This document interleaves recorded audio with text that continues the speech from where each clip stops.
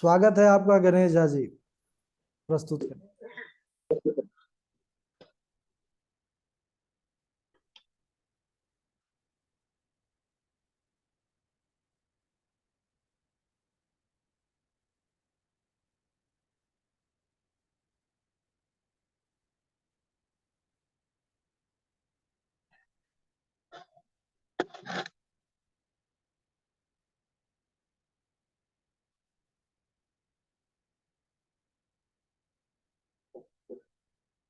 ओम परमात्मने नमः।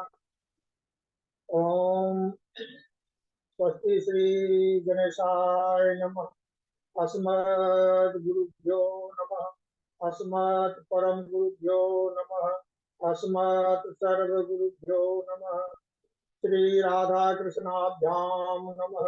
श्रीमते रामानुजाय नमः। गजाननं भूतगणाधिसेवितं कपित्थजम्बूफलचारुभक्षणम् उमासुतं शोकविनाशकारकं नमामि विघ्नेश्वरपादपङ्कजम्। नारायणं नमस्कृत्य नरं चैव नरोत्तमं देवीं सरस्वतीं व्यासं ततो जयमुदीरये। शरीरं स्वरूपं ततो वा कलत्रं यशश्चारुचित्रं धनं मेरुतुल्यं मनश्चैन्न लग्नं श्रीगुरोरङ्घ्रिपद्मे ततः किं ततः किं ततः किं ततः किं कृष्णपदीयपदपङ्कजपञ्जरान्ते अद्यैव मे दिशतु मानसराजहंस प्राणप्रयाणसमये कफवातपित्तैः कण्ठावरोधनविधौ स्मरणं कुतस्ते। बर्हापीडं नटबरवपुः कर्णयोः कर्णिकारं बिभ्रदवासः कनककटिशं वैजयन्तीं समालो रन्ध्रान् वेणोरधरसुधया पूरयन् गोपवृन्दः बृन्दारण्यं स्वपदरमणं प्राविशद्गीतकीर्तिः करारविन्देन पदारविन्दं मुखारविन्दे विनिर्देशनं वटस्य पत्रस्य पुटे शयानं बालं मुकुन्दं मनसा स्मरामि। रामाय रामभद्राय रामचन्द्राय वेदसे रघुनाथाय नाथाय सीतायाः पतये नमः। लक्ष्मीनाथसमारम्भां नाथयामुनिमध्यमाम् अस्मदाचार्यपर्यन्तां वन्दे श्रीगुरुपरम्पराम्। अञ्जनानन्दनं वीरं जानकीशोकनाशनं कपीशमक्षहन्तारं वन्दे लङ्काभयङ्करम्। जय जय श्री राधा रमण जय जय नवल किशोर जय गोपी चित चोर प्रभु जय जय माखन चोर। मूकं करोति वाचालं पंगुलं भयते गिरिं यत्कृपा तमहं वन्दे परमानंद माधवम्। भक्ति भक्त भगवंत गुरु चतुर्नाम बपु एक इनके पद बंदन किए नासत विघ्न अनेक। बोले वृंदावन बिहारी लाल की जय। सुखदेव भगवान की जय। श्रीमद् भागवत महापुराण की जय। जय जय राधे श्याम। अनंतानंत कोटि ब्रह्मांड नायक अचिंत्य कल्याण गुणगण निधान परात ब्रह्म अनंत कोटि कंदर्प दर्प दलन पटियान निर्गुण निराकार सगुण साकार जगदैक बंधु करुणैक सिंधु सच्चिदानंद घन परमात्मा श्री कृष्ण के जुगल चरणों में दास का बारंबार प्रणाम। उनकी आह्लादनी शक्ति वृषभानु नंदनी राधा रानी के चरण कमलों में बारंबार प्रणाम। समुपस्थित भक्तगण भागवत कथा अनुरागी सज्जनों मातृशक्ति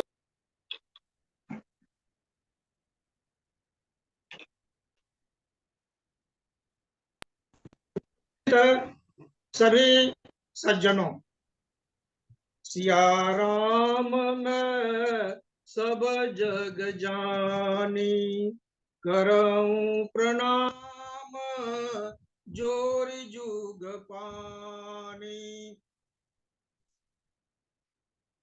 चराचर संसार में कण कण में हमारे प्रभु विराजमान हैं। भगवान श्री कृष्ण ही एकमात्र ईश्वर हैं, बाकी तो उनके कला अंश हैं।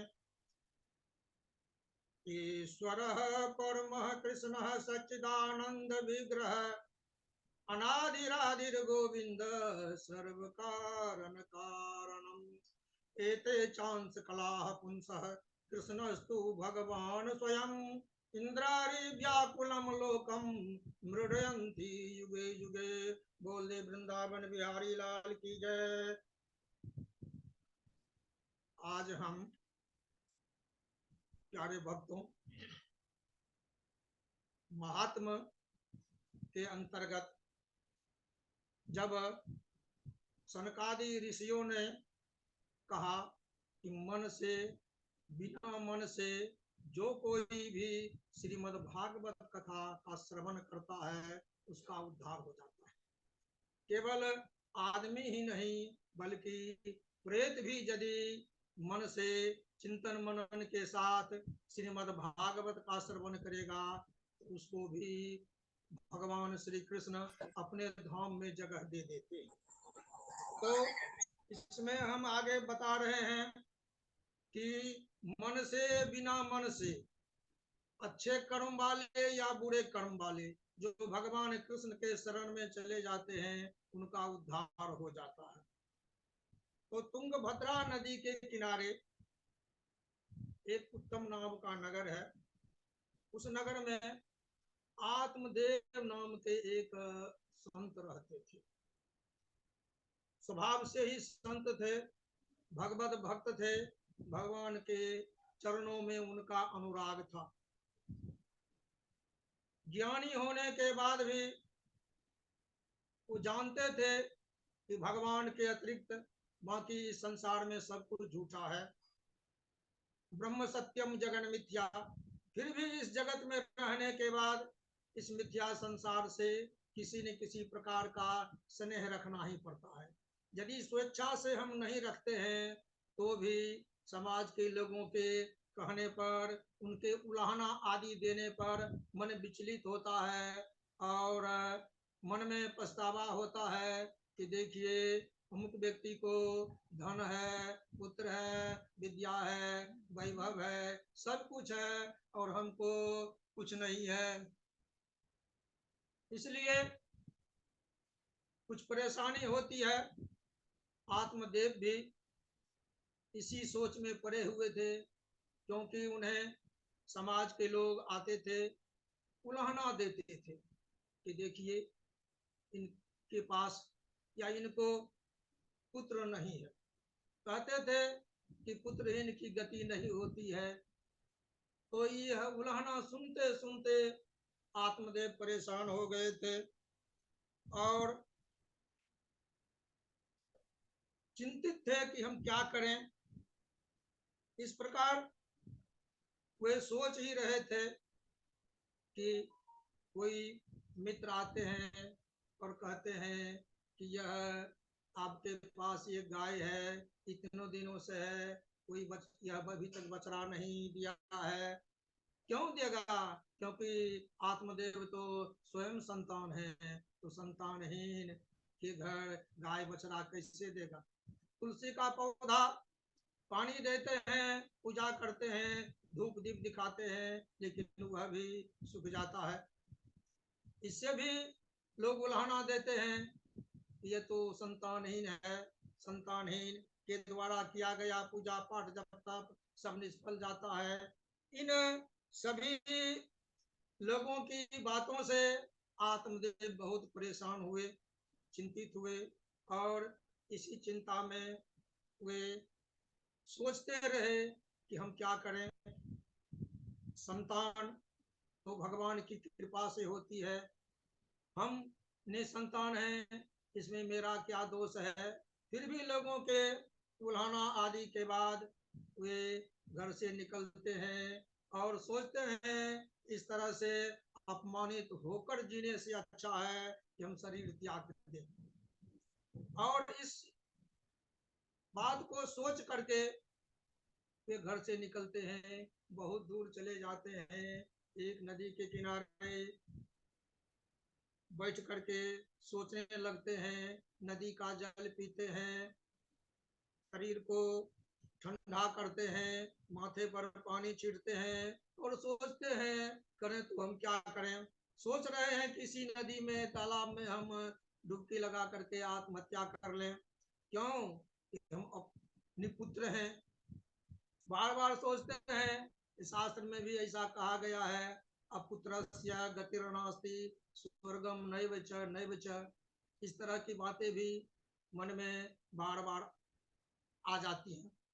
संजोग से इसी उधेड़ बुन में वे पड़े हुए थे कि एक संत वहां आ गए और वे संत उनकी स्थिति को देख करके चिंतित हुए, उन्हें तरह तरह से सांत्वना देने लगे, समझा बुझा करके उन्हें पूछते हैं कि आप चिंतित क्यों हैं। इस पर आत्मदेव बतलाते हैं कि क्या करें, मेरे पास सब कुछ है, धन दौलत है, बहुत सारा धन है, वैभव है, किसी चीज की कमी नहीं है।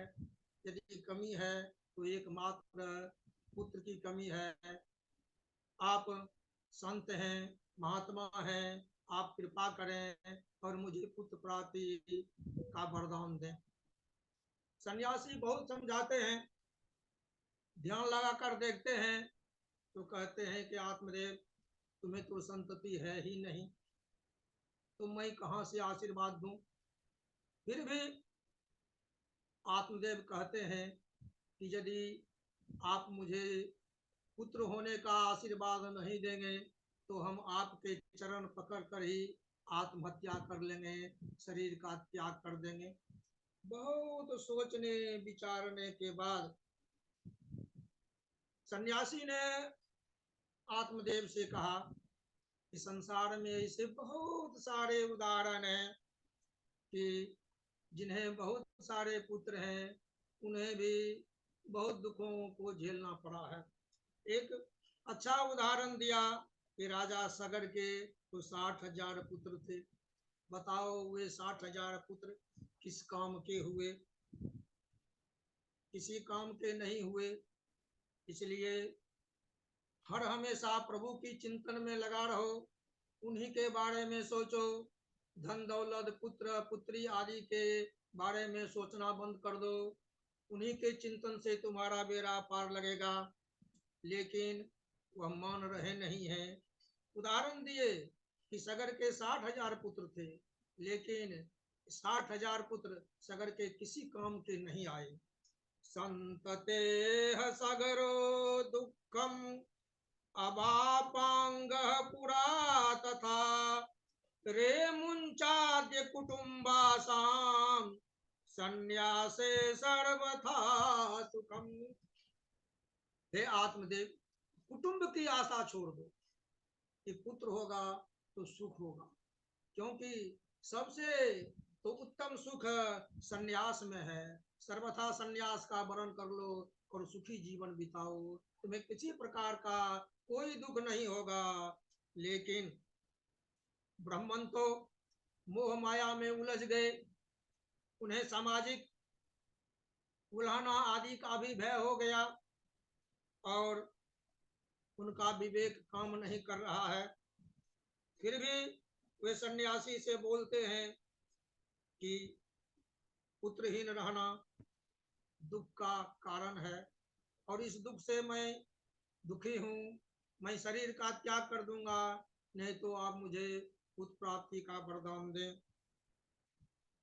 पुत्रादि सुख विहीनो अयम संन्यासः शुष्क एव हि गृहस्थ सरसो लोके पुत्र पौत्र समन्वित। अब आत्मदेव स्वयं समझाने लगे सन्यासी भगवान को, हे महात्मन, यह जो सन्यासी का जीवन है वो नीरस है और गृहस्थ का जीवन सरस है। तो मैं सरस जीवन बिताना चाहता हूँ, पुत्र पौत्र आदि का सुख पाना चाहता हूँ, क्योंकि सन्यासी का जीवन तो निरस्त है, क्योंकि वे केवल निर्गुण ब्रह्म का ही ध्यान करते रहते हैं। और मैं गृहस्थ जीवन में रह करके सगुण विधि से मैं भगवान की पूजा भक्ति करूंगा और सरस जीवन जीना चाहता हूँ। इसलिए मुझे उत्पत्ति का उपाय बतावे। इति विप्राग्रहं दृष्ट्वा प्रावर्भित तपोधन चित्रकेतुर्गतः कष्टं विधिलेख विमार्जनात्। नो याससि सुखं पुत्राद्य यथा दैवतोद्यम अतो हठेन युक्तोऽसि ह्यर्थिनं किं वदाम्यहम्।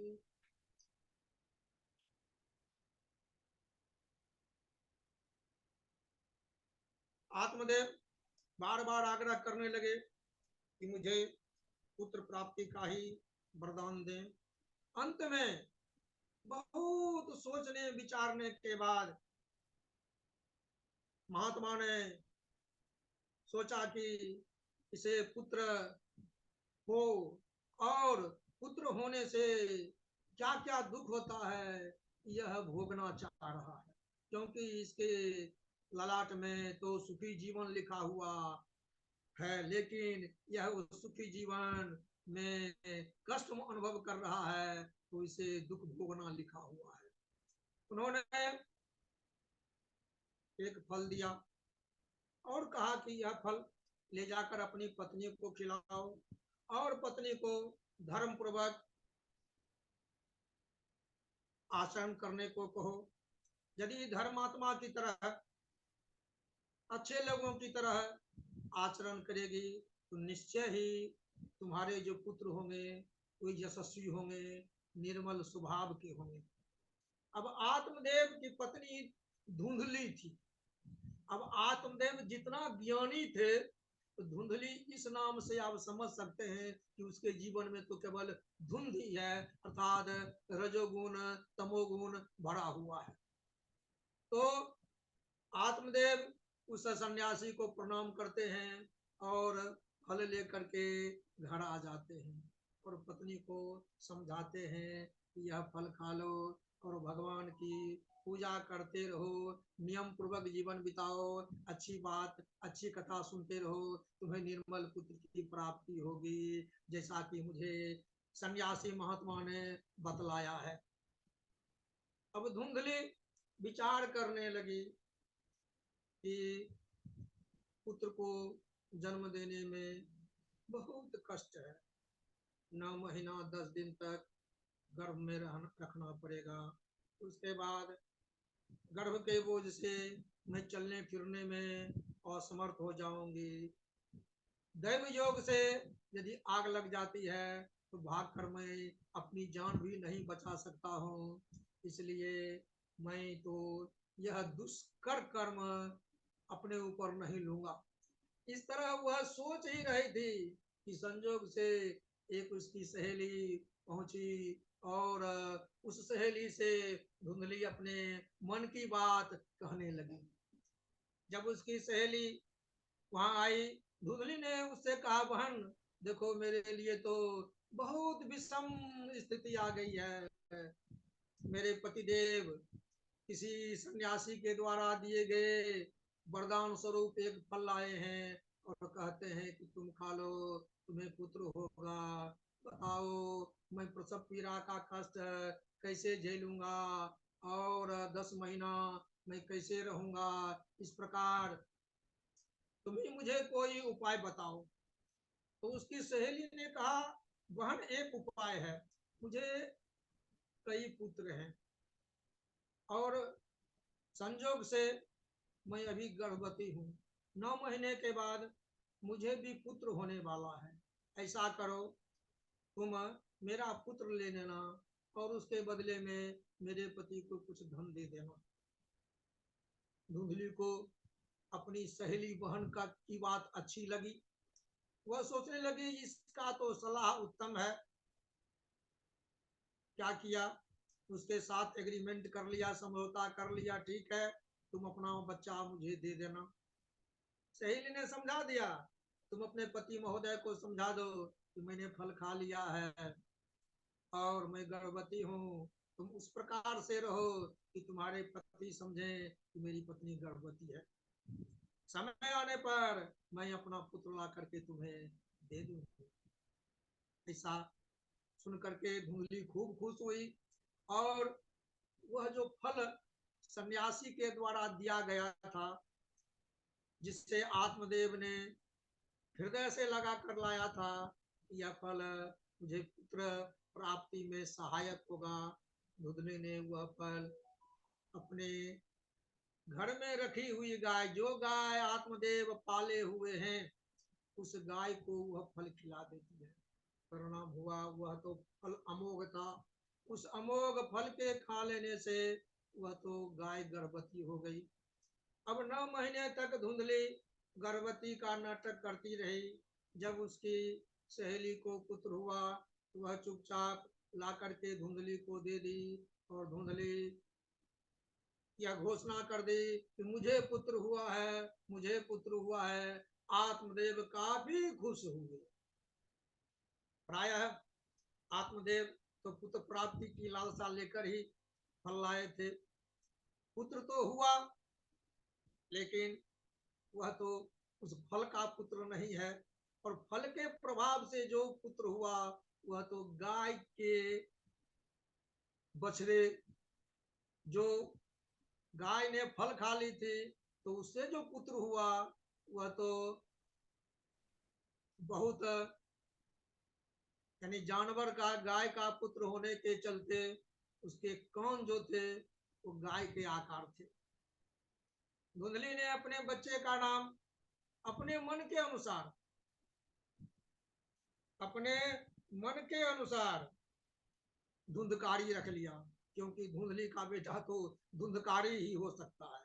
लेकिन उस गाय ने जिस शिशु को जन्म दिया था, जिसके कान केवल गाय के कान की तरह थे, लेकिन पूरा शरीर एक शिशु के समान था, और उसका नाम आत्मदेव ने गोकर्ण रख दिया। वे तो धुंधली के पुत्र का नाम अपने नाम की तरह आत्मदेव से ब्रह्मदेव, सूर्यदेव आदि कुछ रखना चाहते थे, लेकिन वैसा रख नहीं पाए। वहां तो धुंधली का चला और उसका नाम धुंधकारी हो गया। कियत काले न तौ जातौ तरुणौ तनया बुभौ गोकर्ण पंडितो ज्ञानी धुंधकारी महाकल। तो पुत्र तो दोनों से हुए। धुंधली तो अपनी बहन से, सहेली से उधार ले लिया धन दे करके। जो धुंधकारी हुआ, महादुष्ट हुआ, पापी हुआ, अताताई हुआ, और महान पंडित गोकर्ण हुए। गोकर्ण पंडितो ज्ञानी धुंधकारी महाखल। स्नान शौच क्रियाहीनो दुर्भक्षी क्रोध वर्धित दुष्परिग्रह कर्ता च सब हस्ते न भोजनम चौरः सर्वजन द्वेषी पर वेश्म प्रदीपक लालनायार्भकान् धृत्वा सद्य कूपे न्यपातयत्। अब गोकर्ण महान ज्ञानी हुए और धुंधकारी महादुष्ट हुआ। अब महादुष्ट के जो जो कर्म है, कर्म नहीं कर्म कहिए, कुकर्म कहिए, कुत्सित कर्म कहिए, उसमें लगा हुआ है। वह चोरी करता है, मदिरा पीता है, तरह तरह का असंगत पूर्ण कार्य करता है। उसके कार्य से आत्मदेव हमेशा चिंतित रहते थे। वे ग्लानि महसूस करते थे कि सन्यासी ने तो मुझे ठीक ही कहा था कि ऐसे पुत्र से निपुत्र रहना ही अच्छा है। और कभी कभी तो धुंधकारी आत्मदेव को पीटा भी करता था। संयोग से एक बार धुंधकारी से मार खाने के बाद आत्मदेव घर से निकले, आत्महत्या की बात सोचने लगे। लेकिन जब यह बात गोकर्ण को मालूम हुआ तो पिता के पास गए और उन्हें समझाया कि यह जो संसार है यह मोह है, मोह रूपी कढ़ाई में जीव पड़ जाता है और काल उसको उल्टा पुल्टा करके पका कर खाता है। इससे तो अच्छा है कि आप भगवान कृष्ण के चिंतन में लीन हो जाएं, उनकी कथा सुने और परम गति को प्राप्त करें। गोकर्ण की सलाह मान करके आत्मदेव ने श्रीमद् भागवत महापुराण के 10वें स्कंद का पाठ किया। 10वें स्कंद में भगवान के निर्मल चरित्र को सुन करके आत्मदेव को परम गति प्राप्त हुई और वे स्वर्ग गए। भगवान श्री कृष्ण के चरणों में उन्हें स्थान मिल गया। जब आत्मदेव स्वर्ग चले गए तो धुंधकारी तो और छुट्टा हो गया। अब वह घर पर तरह तरह का से उपद्रव करता है, अपनी मां धुंधली को पीटता है, मारता है। संयोग से वेश्याओं की संगति भी वह करने लगा। आत्मगलानी के चलते धुंधकारी की मां धुंधली भी आत्महत्या कर लेती है। मां के मर जाने के बाद तो वह धुंधकारी और आजाद हो गया, वेश्याओं को अपने घर पर ला करके रखने लगा, चोरी करने लगा, डकैती करने लगा। एक बार तो राजा के यहाँ जाकर के चोरी कर लिया। सभी वेश्याएं राजा के यहाँ से लाए गए धन को देखकर बेचैन हो गई कि राजपुरुष आएंगे और मुझे भी पकड़कर जेल में डालेंगे, मारेंगे, पीटेंगे। इससे तो अच्छा है कि इस धुंधकारी से ही हम अपना नाता तोड़ लें। उसे मारा पीटा, यहाँ तक कि जले हुए लकड़ी से, आग से उसके मुंह को जलाया और जला करके मार दिया। तो धुंधकारी ने जैसा कर्म किया वैसा फल प्राप्त किया। धुंधकारी तो प्रेत हो गया, क्योंकि उसे न तो किसी ने श्राद्ध किया न पिंडदान किया। जब यह बात गोकर्ण को मालूम हुआ तो उसने उसका गया श्राद्ध किया, पिंडदान किया। फिर भी धुंधकारी का जितना बड़ा पाप था उस पाप के अनुकूल में गया श्राद्ध और पिंडदान के बावजूद भी उसे प्रेत जोनि से मुक्ति नहीं मिली। तो प्रेत जोनि से मुक्ति के लिए गोकर्ण ने धुंधकारी को श्रीमद् भागवत की कथा का श्रवण कराया। चूंकि समय हो रहा है और गोकर्ण के द्वारा धुंधकारी प्रेत को श्रीमद् भागवत की जो कथा सुनाई गई वह हम अगले दिवस श्रवण करेंगे।